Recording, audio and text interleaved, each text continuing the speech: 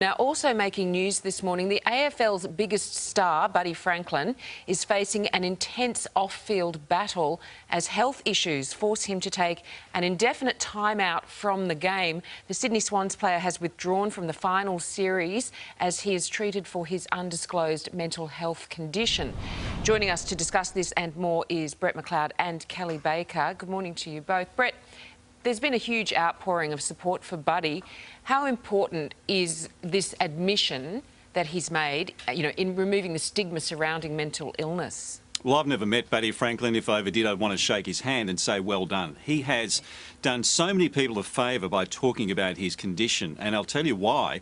Wayne Schwass, another former Sydney Swans player, admitted long after he finished playing that he'd suffered depression his entire career, and he said he never went public because he feared the stigma.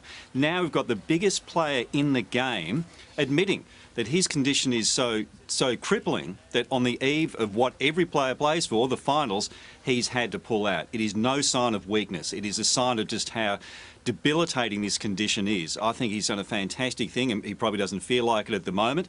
He'd be living in a very difficult world, and the most we can all do is stand back and let him have his privacy as much as we can.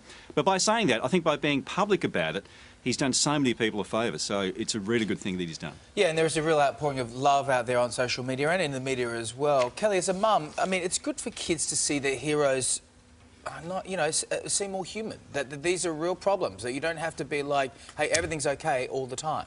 I think that it's heartbreaking for Buddy himself. He must be in an awful place.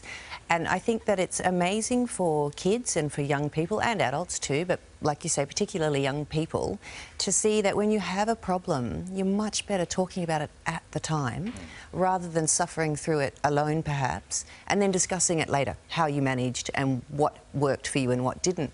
Why not ask for the help when you can at the time? And that's when you really need it.